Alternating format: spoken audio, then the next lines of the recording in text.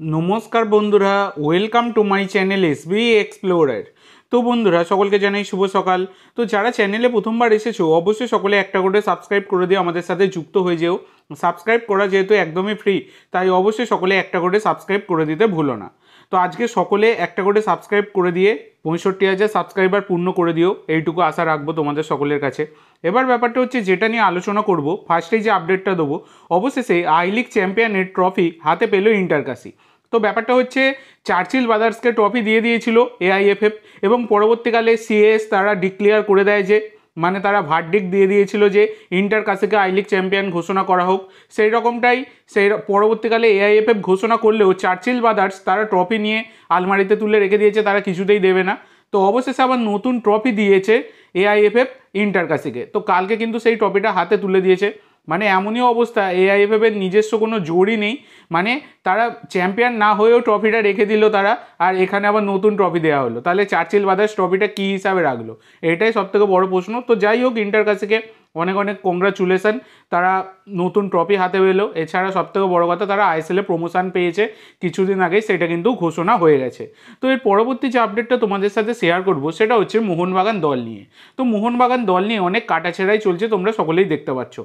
তো ব্যাপারটা হচ্ছে মলিনা পরশুদিন ম্যাচের পর তিনি দল নিয়ে একটি বড় মন্তব্য করেছেন, ম্যানেজমেন্ট নিয়ে বড় মন্তব্য করেছেন। সবটাই আমি তোমাদের সাথে গতকালকে শেয়ার করেছি, পুরনো জিনিস নিয়ে আর আলোচনা করে লাভ নেই, তোমরা সকলেই সবটাই জানো।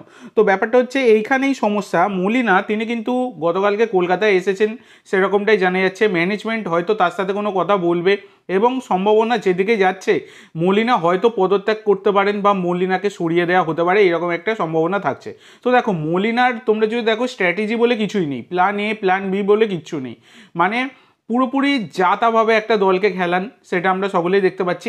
দলে এত ভালো ভালো প্লেয়ার রয়েছে, যখন প্লেয়াররা নিজস্ব মানে নিজেরা ভালোভাবে খেলে আর কি ট্রফি জিতেছে, সেটা আলাদা ব্যাপার। যদি দল কোনো কারণে একটা জায়গায় গিয়ে আটকে যায়, কোনো সমস্যায় পড়ে যায়, সেখান থেকে বের করার ক্ষমতা কিন্তু মলিনার নেই। সেরকম কোনো স্ট্র্যাটেজি কিন্তু মলিনার নেই, সেটা কিন্তু মলিনা বারংবার প্রমাণ দিয়ে দিয়েছেন।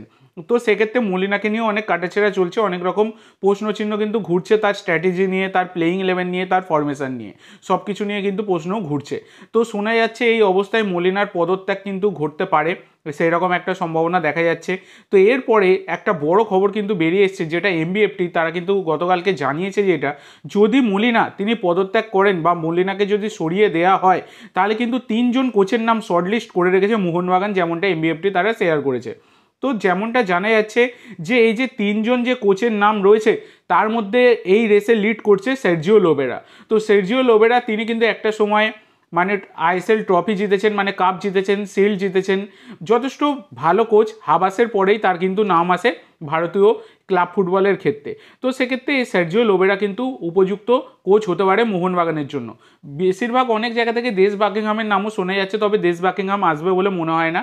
আর এদিকে তোমরা অনেকেই জিজ্ঞাসা করছো যে হাবাস তিনি কি আসতে পারেন মোহনবাগানে। তো দেখো, তোমাদেরকে বলে দিই, হাবাসের আসার চান্স কিন্তু নেই, কারণ হাবাস তিনি ইন্টারকাশির সাথে যুক্ত, এবং ইন্টারকাশি ইতিমধ্যেই তারা আইএসএলে প্রমোশন পেয়েছে।